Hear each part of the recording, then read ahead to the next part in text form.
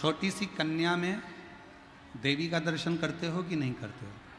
जम के बोलो, करते हो। नवरात्रि में कन्या भोज कराते हो, कन्या का पूजन करते हो, ठीक है। अब छोटी सी कन्या में तुमने देवी का दर्शन किया, वही कन्या जब शादी के मंडप में जाती है, फेरे होते हैं, विवाह होता है, मंगल पाणिग्रहण संस्कार होता है,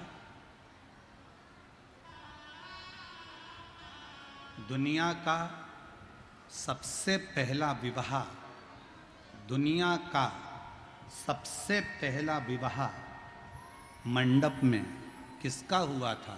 तो आप उत्तर दे सकते हो, शंकर और सती का हुआ था, शिव और सती का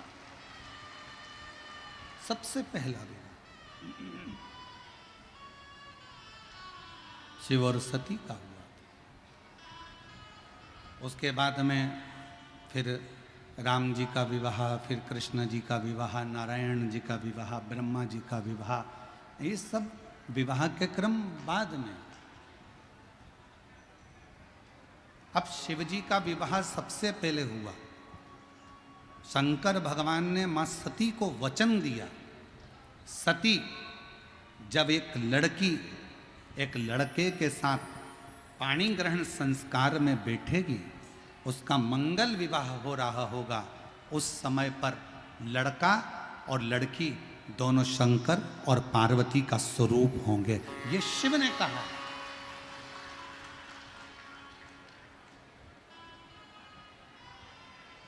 आपके यहाँ का हमको नहीं मालूम बिहार का, पर हमारे यहाँ ऐसा नियम है, लड़की को अगर हल्दी लग जाती है तो घर की माँ फिर उससे काम नहीं कराती है।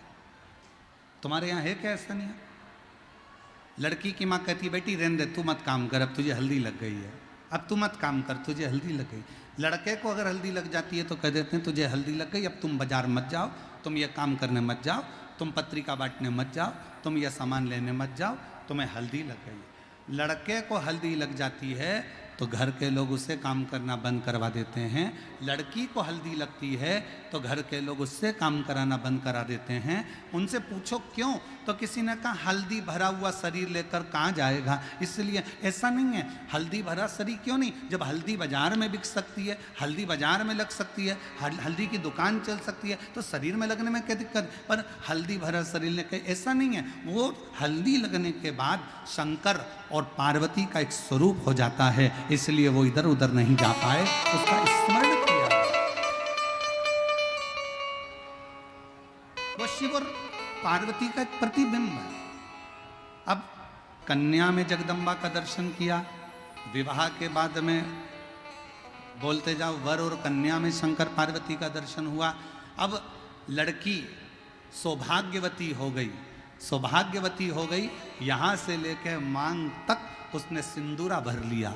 सिंदूरा भरने के बाद नाक में नथनी, कान में कुंडल, होठों पर लाली, माथे पर बिंदी, चोटी का गजरा, पाँव का महाबूर, हाथ की चूड़ी, पाँव की पायल, बिछुड़ी, 16 श्रृंगार नारी ने कर लिए। जैसे ही 16 श्रृंगार हुए, 16 श्रृंगार जैसे ही पूर्ण हुए, पूर्ण होते से हम उसको सौभाग्यवती नारी कहने लगते हैं, हम उसको सौभाग्यवती स्त्री कहने लगते हैं। सौभाग्यवती का मतलब क्या होता है कि जैसे शंकर भगवान की धर्म पत्नी माता सती अपने पति के लिए सती हो जाती है, उसी तरह जब सिंदूरा चढ़ने के बाद अगर पति के लिए, अगर पत्नी मौत से भी लड़कर अपने पति की जान वापिस लेकर जाती है, उसको सती का भाव, उसको सात्विकता का भाव दिया गया। फिर वो पार्वती बन गई, फिर वो सती का रूप बन गई। तो हमारी शिव महापुराण की कथा कहती है कि जितने संसार के मनुष्य हैं, जितने पुरुष हैं, वो सब शंकर का एक स्वरूप है। उन सब के अंदर शिव बसता है, वो शंकर का एक प्रतिबिंब है। और जितनी मेरी माँ है संसार की, वो सब मेरे शिव शक्ति का, माँ जगत जननी का एक प्रतिबिंब, माँ दुर्गा का एक प्रतिबिंब। एक लाइन गुनगुनाते हैं लोगों ने, उसको गाया है, तुझ में रब दिखता है यारा में क्या, सब में शिव दिखता है यारा में क्या, हर एक में वही दिख रहा, सब में।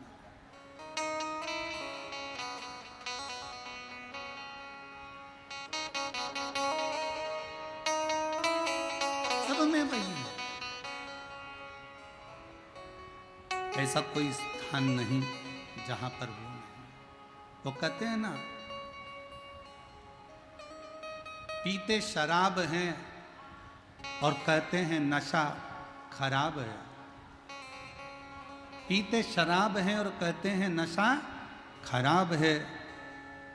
खुद कुछ नहीं करना चाहते और कहते हैं किस्मत खराब है। हर एक व्यक्ति का यही मांजरा है, हर एक व्यक्ति का यही मांजरा है। खुद अच्छा देखता नहीं और कहता है जमाना खराब है।